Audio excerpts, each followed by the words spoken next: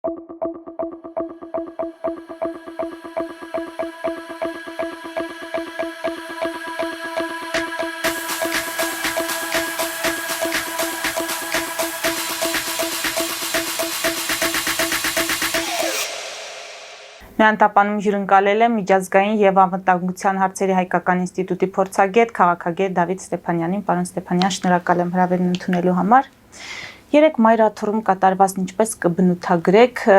ինչպես տեսա արձագանքներից, հատկապես ընդդիմադիր դաշտի քաղաքական գործիչների և վերլուծաբանների, կարծես թե գոհ են, ասում են մատնացույց էին անում մասնակիցների թիվը, կաթողիկոսին աջակցողների թիվը փաստորեն մոտավորապես, եթե չեմ սխալվում, մի 1000-ով ավելի էր, քան կաթողիկոսի հրաժարականը պահանջողների, եւ նաեւ հանգուցալուծումը, ինչպես եք տեսնում, կաթողիկոսը ի վերջո ելույթ ունեցավ, ինչ տպավորություն ունեք։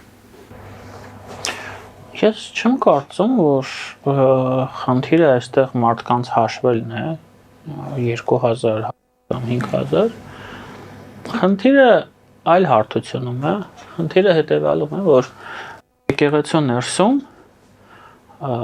ձևավորվել է մի իրավիճակ, երբ որ կաթողիկոսի եւ մի քանի եպիսկոպոսների իշխանությունը ճանաչում մնացած արքիեպիսկոպոսները։ Սա խնդիր է եկեղեցու համար։ Ես եկեղեցու պատմությունը այդքան լավ չեմ ճանաչում, անկեղծ ասեմ ձեզ, ծանոթ չեմ, եւ ես այդպիսի դեպքերի մասին չեմ լսել։ Այսինքն պատմությունում այնպես բան երևի թե եղել է, բայց ամենալեւս ինձ հայտնի չի։ Ու համենայն դեպս վերջին տասնամյակներում չի եղել դա։ Հիմա այս խնդիրը ինչ որ կերպ պետք է լուծվի, հանգուցալուծումը պետք։ Որովհետեւ մեղմ ասած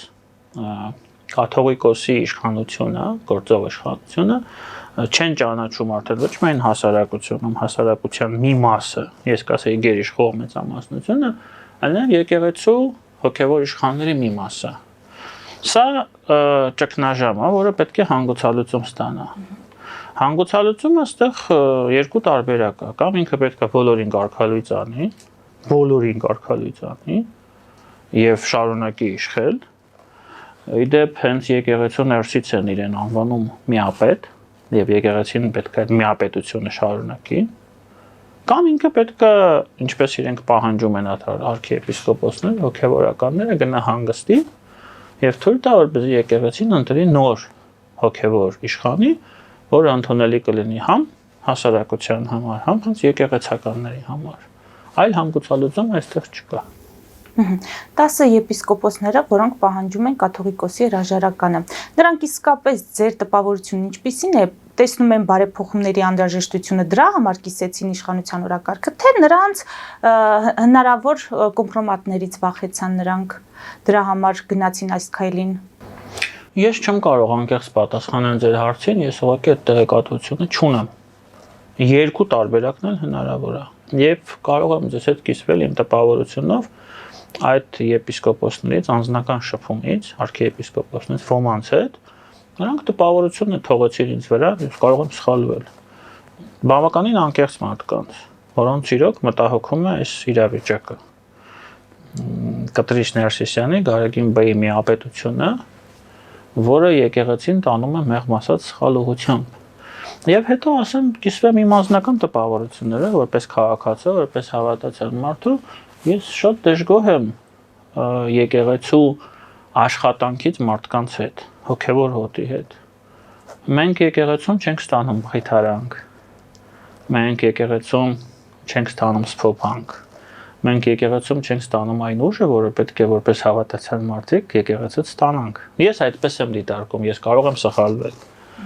Մեր եկեղեցին չի կատարում իր գործառույթները։ Եվ քանի որ սուրբ տեղը դատարկ չի մնում, մենք ունենք հոգևորցությամբ զբաղվող տասնյակ կազմակերպություններ Հայաստանում, հա, սեկտաներ, որոնք այդ տեղը զբաղեցնում են եւ մարդկանց տանում են շատ դեստրուկտիվ ճանապարհով եւ մոլորության մեջ են մտցնում։ Սա եկեղեցու բացթողումների արդյունքն է։ Սա ես տեսնում եմ։ Եվ ես կարծում եմ, եթե սա ես եմ տեսնում, երևի թե հոգևոր իշխաններն էլ են տեսնում։ Իսկ պետության գործառույթները ինչպես կգնահատեք, արդյոք ամեն ինչ ճիշտ են անում, որ այսօր էլ անդրադառնում են եկեղեցու եւ եկեղեցու վերնախավի խնդիրներին։ Արդյոք խնդրահարույց չէ վարչապետի այն հայտարարությունը, երբ ասում է մեզ պետք է ոչ թե ինձ ենթարկող կաթողիկոս, այլ կաթողիկոս, որը չի զեկուցի օտարերկրյա պետությունների հատուկ ծառայությունների ավագ լեյտենանտներին եւ սրան չի հետևում իրավական գործընթաց, որը ակնկալում է նորմալ գիտակից քաղաքացիները։ Շատ լավ։ Շատ տեղին հարց է։ Այդ հարցը շատ քաղաքացիներ են հնչեցնում։ Ես փորձեմ իմ մոտեցումը ձևակերպել։ Նախ ձեր առաջի հարցը կապված իշխանության սխալների հետ բազմաթիվ սխալներ են թույլ տվել եւ թույլ են տալիս։ Բազմաթիվ, մենք այստեղ խոսել ենք տարիներով իրենց սխալների մասին։ Սխալները հիմա էլ կան։ Պետական ապարատը շատ դանդաղ է աշխատում։ Քաղաքը Երևանը շատ ահավոր կերպով է կառավարվում, եթե կարելի է սա անվանել կառավարել։ Շատ բացթողումներ կան սոցիալական ոլորտում։ Մի խոսքով, բանակաշինության մեջ ամեն ինչ շատ դանդաղ տեմպերով է գնում։ Ես կիսում եմ այդ դժգոհությունը։ Նիկոլ Փաշինյանի գնահատականները կապված կաթողիկոսի հետ ես անձամբ կիսում եմ։ Ես համամիտ եմ նրա հետ, կապված գործակալի հետ, ԿԳԲ-ի, ես կանվանեմ սա ՖՍԲ-ի գործակալ ավելի շատ։ Ինչու Նիկոլ Փաշինյանը, եթե կան ապացույցներ, չի ներկայացնում այդ ապացույցները եւ իրավական գործընթաց չի սկսում Կտրիս Ներսիսյանի կամ այլ arczepiskopos-ների դեմ, որովհետեւ շատ պարզ է պատասխանը։ Եթե մենք դա սկսենք, Ռուսաստանի նկատմամբ դա կլինի ոչ բարեկամական, թշնամական քայլ, իսկ մենք Ռուսաստանի հետ այս պահին այն հարաբերություններում չենք, թշնամական հարաբերություններում չենք, որովհետև եթե դու նեղադրում ես ինչ-որ մեկին լրտեսության մեջ, պետք է ասես չէ, որ երկրի համար է լրտեսում ինքը լրտեսում է Ռուսաստանի դեմ, եթե դու ներկայացնում ես ապացույցներ, թելերը միանգամից տանում են Մոսկվա։ Հա, բայց դա նորմալ է, պարոն Ստեփանյան, չթշնամանալ Ռուսաստանի հետ, բայց ներսում օրինակ կաթողիկոսին հռչակել թշնամի։ Չէ, ոչ թե հռչակել թշնամի, ասում եք այլ ֆիքսել եւ կոնստատել այդ փաստը, որ ինքը թշնամի է։ Հիմա եթե ինքը թշնամի է, աշխատում է օտար պետության համար տարիներով, չասեն մարդիկ դա։ Չէ, եթե ապացույցներ չեն ներկայացվելու, ուրեմն պետք է լռել, չխոսել։ Ես համամիտ չեմ ձեզ հետ։ Չէ, Նիկոլ Փաշինյանը քաղաքական գործիչ է, ինքը աշխատում է հնարավորությունների սահմաններում եւ փորձում է խնդիրը լուծել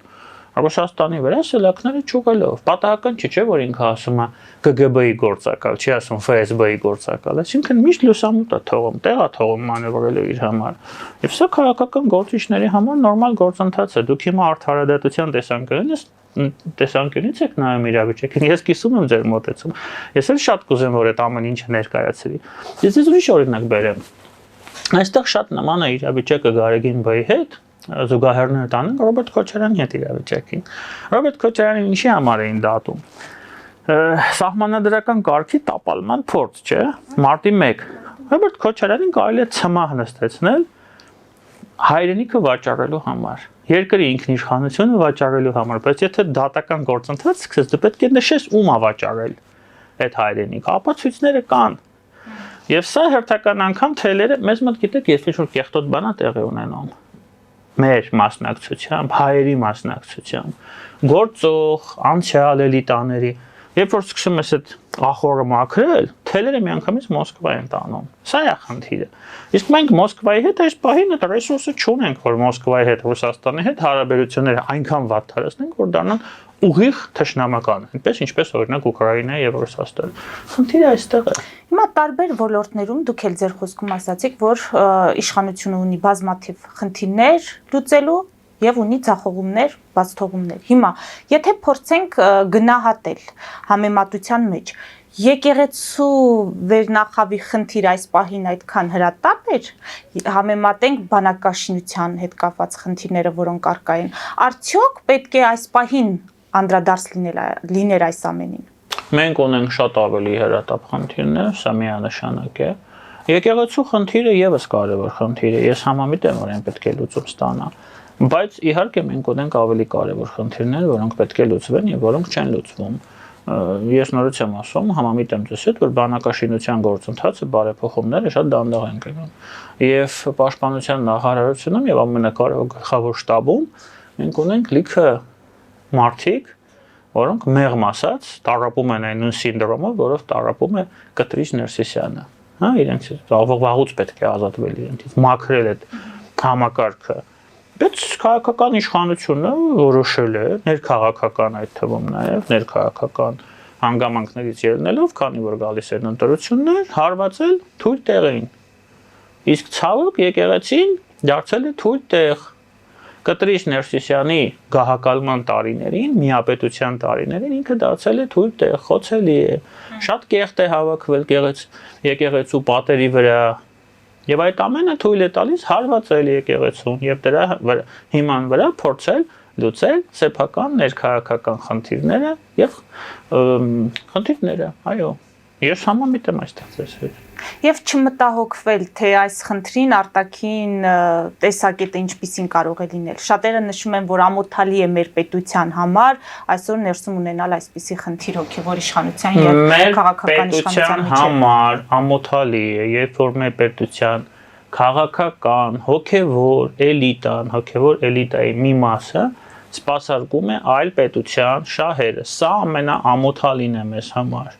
Մեզ հաջողվել է որոշակի առումով քաղաքական դաշտում դա մաքրել, բոնե իշխանական թևում։ Հիմա խոսքը գնում է հոգևոր իշխանության մասին, որը եւս պետք է մաքրվի։ Մեր եկեղեցին պետք է ղեկավարի կաթողիկոս, arczepiskopos-ներ, որոնք պաշտպանում են միայն եւ միայն Հայաստանի Հանրապետության շահերը, ինչ չի հետաքրում Նիկոլ Փաշինյանին իրենք կպաշտպանեն, թե ոչ։ Իրենք չպետք է աշխատեն այլ պետությունների վրա։ Այս պետությունը այն վիճակին, որում մենք հայտնվել ենք 2021-ին, 22-ին եւ 23-ին, հասցրել են հենց այդ մարդիկ, որոնք քաղաքական եւ հոգեվոր էլիտայում տարիներով եւ տասնյակ տարիներով մեր երկիրը վաճառում էին եւ մեր շահերը վաճառում էին օտարներին։ Մարդիկ զբաղված էին ինքնիշխանության վաճառքով։ Սա ամենամեծ հանցագործությունն է, որը ցանկացած քաղաքացի կարող է կատարել իր սեփական երկրի եւ հայրենիքի նկատմամբ։ Դրա համար այդ տեսանկյունից ես ողջունում եմ այս գործընթացը եւ ես կարծում եմ, որ եկեղեցին պետք է այդ մարդկանցից մաքրվի։ Ինչը վերաբերվում է Նիկոլ Փաշինյան եւ ՔՊ-ի մոտիվացիային, ես համամիտ եմ, որ սա զուտ իրենց համար առաջին հերթին ներքաղաքական խնդիր է։ Եվ ես իհարկե համամիտ եմ, որ նրանք էլ են ցանկանում, որ եկեղեցին օտարգործականներից մաքրվի։ Պարոն Ստեփանյան, ադրբեջանական նավթամթերքը հասավ Հայաստան, իշխանականները սա ներկայացնում են որպես խաղաղությանը նպաստող կարևոր քայլ, իսկ ընդդիմադիրները աղմկում են, ասում են տնտեսական համագործակցություն եք սկսում թշնամու հետ, հարստացնում եք նրա բյուջեն, մի երկիր, որը գերիներին շարունակում է պահել, մեր տարածքներից էլ դուրս չի գալիս։ Դուք ինքնին այս համագործակցությունը ինչպես եք գնահատում։ Ընդհանուր առմամբ այն գործընթացը, որը մեկնարկել է օգոստոսի 8-ին, ես գնահատում եմ դրական, այլ գնահատական չի կարող լինել։ Հիմա կապված բենզինի ներկրման հետ, ցորենի ներկրման հետ, մենք պետք է հասկանանք, որ սա առաջին հերթին ցուցադրական քայլեր են Ալիևի կողմից։ Ալիևը հանձնարարու է, ստանձնել է իր վրա պարտականություն, պարտավորություն Հայաստանի հետ խնդիրները լուծել խաղաղ ճանապարհով։ Դոնալդ Թրամփի առջև Վաշինգտոնում օգոստոսի 8-ին։ Հիմա նրան պետք են քայլեր, որոնք ցույց են տալու, որ ինքը ագրեսոր չէ, որ ինքը տրամադրված է դեպի խաղաղության գնալ Հայաստանի հետ, որ ինքը խնդիրներ չի հարուցում։ Այդ քայլերը, այդ բենզինը, ցորենը, մնացածը, այդ տեղավորվում են այդ տրամաբանության մեջ։ Մեզ համար այս ամենը երկրորդական, երրորդական եւ չորրորդական նշանակություն ունի, թե քանի վագոն է գալու Հայաստան։ Սա առևտուր է։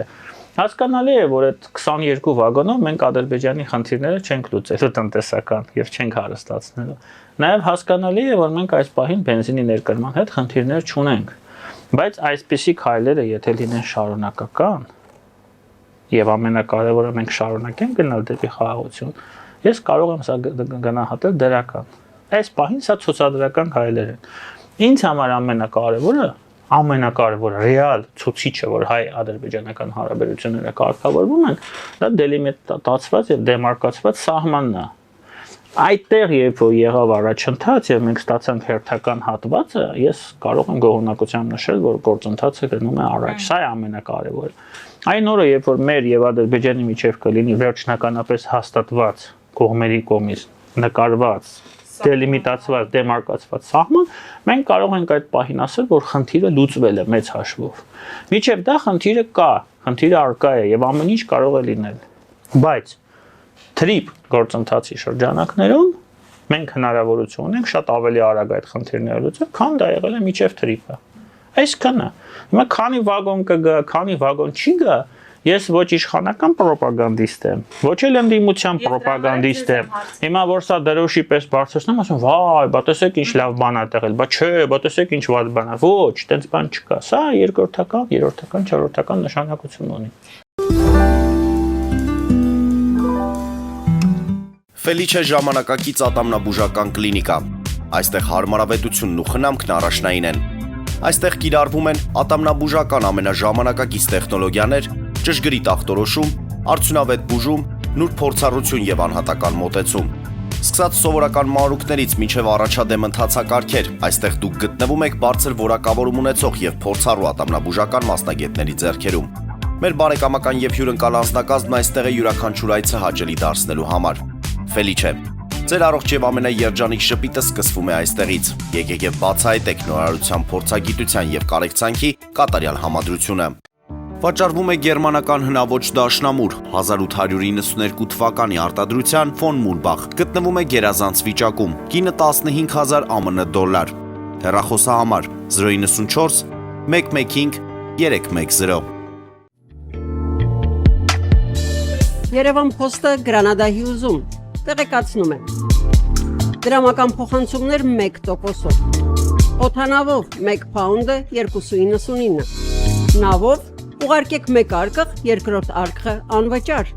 Ավտոմեքենաների փոխադրում անհավատալի արժեքներով։ Ինչպես նաև կահույք եւ մեծ չափի բեռների փոխադրում։ Ջաքփաթ հագուստի խանութը երկրորդ մասնաճյուղն է բացել Գլենդելի սրտում, որտեղ կարող եք ձեռք բերել եվրոպական եւ ամերիկյան ընտիր հագուստեղեն, կոշկեղեն, աքսեսուարներ, պայուսակներ ամենահարմար արժեքներով։ Նաև կարող եք ցանկացած ապրանք պատվիրել եւ ձեռք բերել կարճ ժամանակում։ Ջաքփաթի Գլենդելի հասցեն է 1135 North Pacific Avenue, հեռախոս 818 813 2252։ Ջաքփաթ հագուստի լավագույն կենտրոնը Գլենդելում։ 60-ից ավելի ճանաչված եվրոպական բրենդների ինքնատիպ, չկրկնվող եւ մատչելի ընտրանին Fortuna Home and Country House խանութ սրահում։ Նորավոճ սպասք եւ կահույք հորեկա բնագավառի համար, տեքստիլ, տնտեսական ապրանքներ, ամեն ինչ գեղեցիկ կյանքի համար։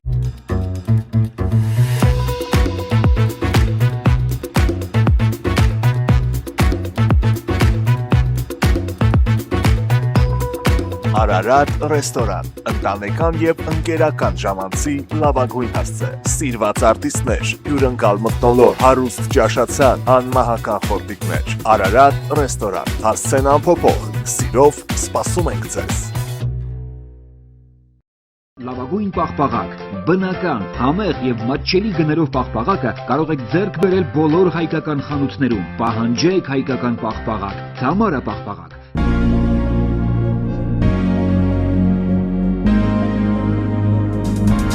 Տպագրեք ձեր գիրքը Նոյան տապան տպագրատանը, ինչպես նաև թերթեր, ամսագրեր, բուկլետներ եւ այլն։ Հասցեն քաղաք Երևան, Իսահակյան 28 առաջին հարկ։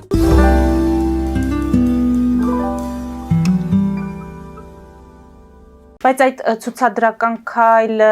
կարող է մեկ այլ թիրախել ունենալ, այսինքն ադրբեջանական ռեժիմը մեկ այլ խնդիր էլ լուծի, այստեղ վերարտադրվի Նիկոլ Փաշինյանի իշխանությունը, որպեսզի իրենք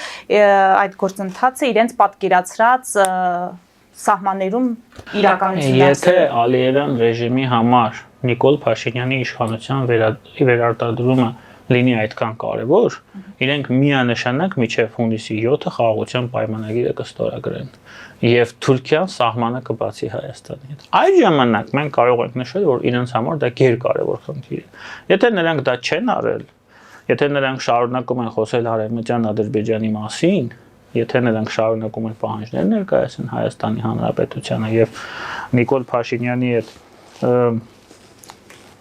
ակերի, անիվների մեջ փայտ մտցնել,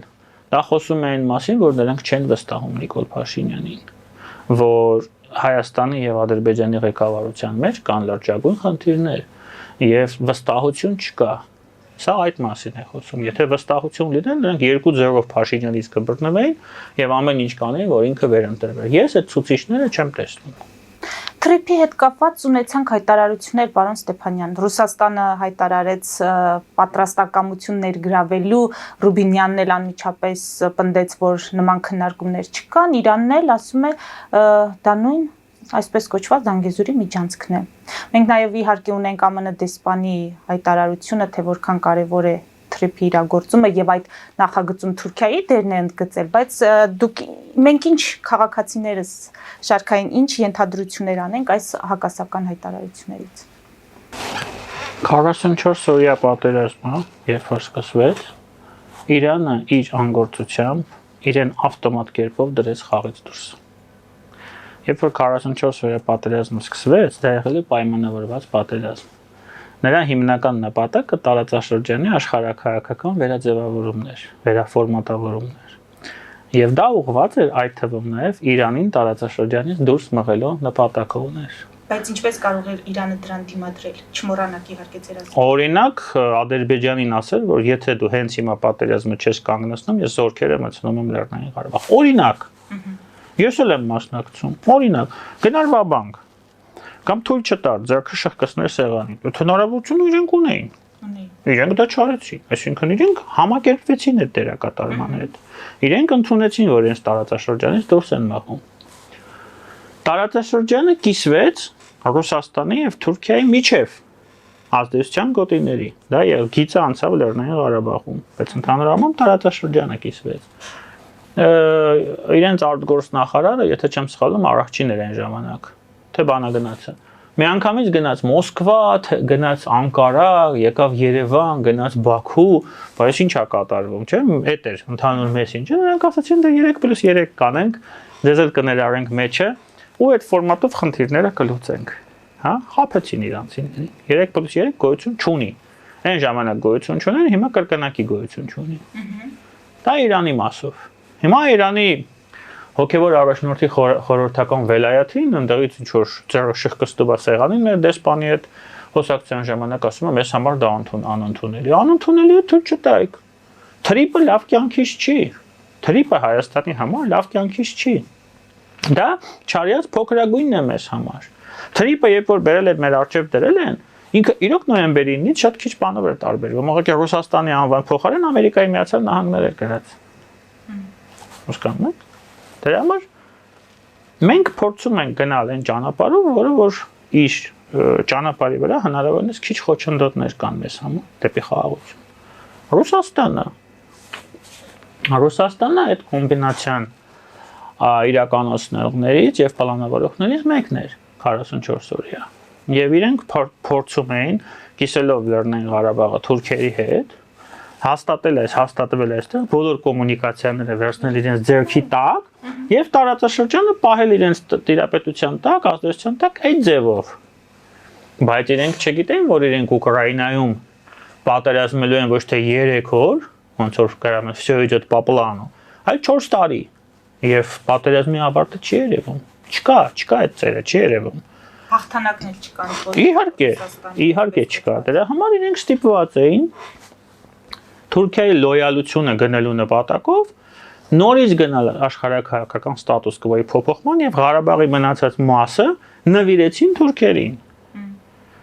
Որից հետո թուրքերը իրենց ասացին հաջողություն։ Ձեր ռազմաբազան Ստեփանակերտից ռազմաբազան վերցրեք եւ գնացեք, պարոնեք։ Դուք այստեղ անելիք չունեք, դուք պարտվել եք։ Էրդողանն էլ հետևից էր Ալիևի ձեռքով անում, պատկերավոր ասած։ Ռուսները գնացին։ Հետո փորձեցին մեզ վրա ճնշում գործադրել բոլոր հնարավոր եւ անհնար ձևերով։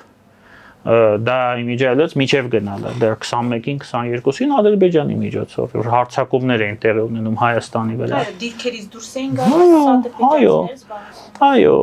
Փարոխիզացիան Ղարաբաղից անցավ Հայաստանի Հանրապետության տարածք, մեզ վրա նստեց 240 քառակուսի կիլոմետր։ Հետո 22 թվականին ջերմուկից հետո մեր ղեկավարությունը վերջապես հասկացավ, որ ռուսների վրա հույս դնել կատեգորիկ չի կարելի։ 21-ին դեռ հույս էին դնում։ Այն պարոն կար մի հատ նախկին դեսպան, որ ասում էր երկրորդ ռուսական ռազմաբազա բերենք Սյունիքում, որ ռուսները Սյունիքը պաշտպանեն։ Սյունիքի սեցեսիայի ամենակարճ ճանապարհն դա։ Իոքուտ Ադրբեջան։ Հասկացան, որ այս ռուսները հիմա մեր երկիրը Ղարաբաղի օրն են գցելու։ 22 թվին հապկից հապկը սառեցվեց, հապկի հետ հարաբերությունները ռուսներին կամաց-կամաց սկսեցին մաքրել հայ-ադրբեջանական սահմանից, հայ-իրանական սահմանից, Զվարթնոցից, վերջապես գնացին Վաշինգտոն։ Այդ օգոստոսի 8-ը ինչ է արդյունքը։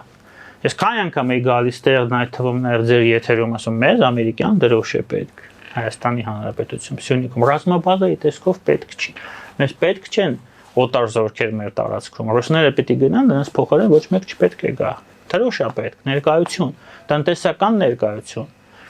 ինֆրաստրուկտուր պրոյեկտներ պետք է աշխատեն այստեղ գնացին ներկայացրեցին եկան չէ այդ մարդիկ եկան երաշխավոր կանգնեցին Թրիպը սկսվեց, ներդրումներ են արվում միլիարդավոր դոլարների IT սեկտորում,